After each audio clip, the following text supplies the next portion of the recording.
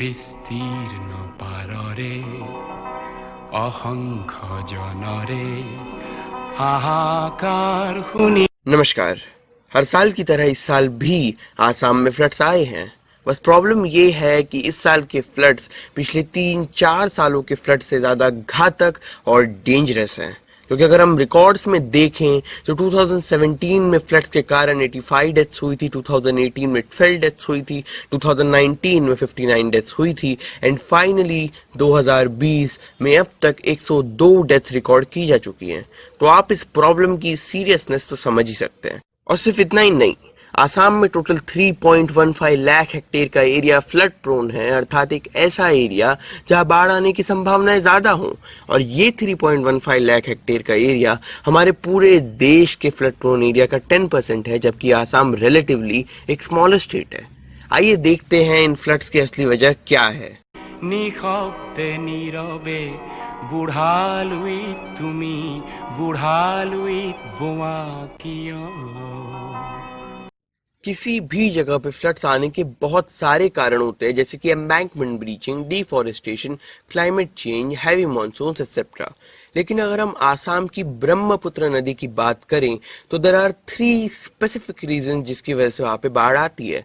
पहला रीजन है climate change. 1901 से लेके 2015 तक इंडिया में एक्सट्रीम रेनफॉल इवेंट्स, मतलब ऐसी बरसात जिसमें 3-4 दिन तक खूब पानी बरसता है, जिसकी वजह से बाद में फ्लड्स भी आते हैं। तो ऐसी बरसातों में पिछली 1 सदी में 3 गुना बढ़ोतरी हुई है, just because of climate change. और इस बढ़ोतरी के कारण हमारे देश के कई स्टेट जैसे गुजरात, महाराष्ट्र, मध्य प्रदेश, छत्तीसगढ़, तेलंगाना, ओडिशा, आसाम और न जाने कितने ही राज्यों में कितनी बार फ्लड्स आ चुके हैं।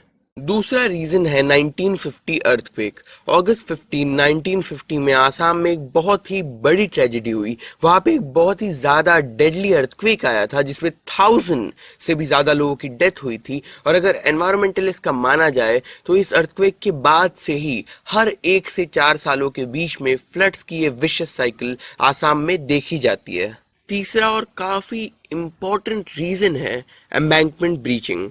सबसे पहले व्हाट इज एन एम्बैंकमेंट? जब नदी के दोनों किनारों पे बड़ी दीवारों का कंस्ट्रक्शन किया जाता है ताकि फ्लड्स को कंट्रोल किया जा सके, उसे ही कहते हैं एम्बैंकमेंट। आरटीआई रिकॉर्ड्स के मुताबिक 1950s के अर्थक्वेक के बाद आसाम गवर्नमेंट ने यूनियन गवर्नमेंट के सजेशन पे 2007 तक टोटल 4459 किलोमीटर के एम्बैंकमेंट बनाए।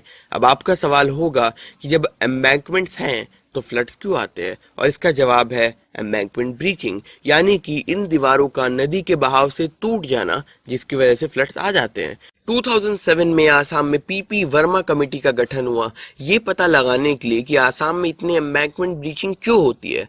पीपी वर्मा कमेटी की रिपोर्ट्स के मुताबिक गवर्नमेंट ने इन एम्बैंकमेंट्स के मेंटेनेंस के लिए काफी कम बजट अलॉट किया है, जिसकी वजह से ये कई बार टूट जाते हैं। In fact according to RTI reports, Assam में एग्जिस्टिंग एम्बैंकमेंट्स में से 94% एम्बैंकमेंट्स 1980 से भी पहले बनाए गए थे। বিস্তীর্ণ পাররে অসংখ্য জনরে হাহাকাৰ শুনিও নিঃশব্দে নীৰৱে বুঢ়ালুই তুমি বুঢ়ালুই বোমা কিয়।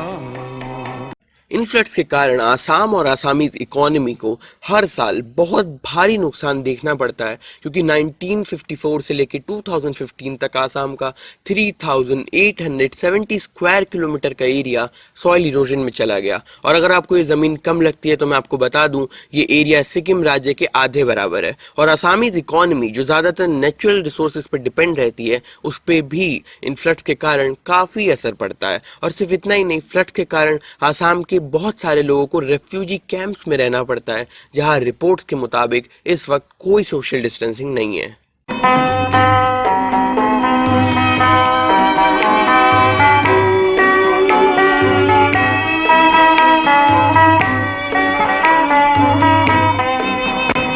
अगर हम सॉल्यूशंस की बात करें तो पीपी वर्मा कमेटी, जिनका जिक्र मैंने पहले भी किया था, तो इसी कमेटी ने इन फ्लड्स का सामना करने के लिए कुछ सॉल्यूशंस भी दिए थे, जिसमें सबसे इम्पोर्टेंट सॉल्यूशन ये था कि हर वर्ष मानसून खत्म हो जाने के बाद अर्थात मिड अक्टूबर से लेके 31 मार्च तक गवर्नमेंट को सभी एम्बैंकमेंट के डैमेजेस के लिए प्रॉपर रिसोर्सेज अलॉट करने चाहिए एंड इसके बाद इनका रिपेयर और मेंटेनेंस करना चाहिए। और भी कई सुझाव दिए थे, जैसे एम्बैंकमेंट की क्वालिटी स्टैंडर्ड चेक होना चाहिए, रिवर की प्रॉपर रिसर्च होनी चाहिए, रिवर की टेमिंग के लिए छोटे छोटे डैम्स का कंस्ट्रक्शन होना चाहिए, फोरकास्टिंग सिस्टम बेटर होना चाहिए और ब्रह्मपुत्र नदी के रिवर बेड अर्थात नदी के बेस से सिल्ट मतलब कि मिट्टी निकाल के उसे और भी डीप करना चाहिए।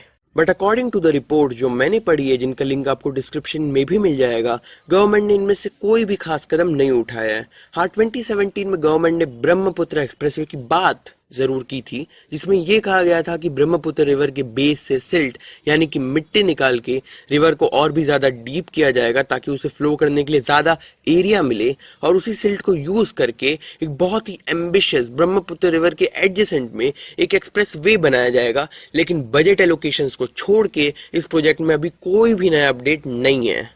तो अगर हम मूल रूप से देखें तो इस पूरे वीडियो का एक ही कंक्लूजन निकलता है कि गवर्नमेंट इतने बड़े मुद्दे को कंसिडरेंस तक नहीं देती है।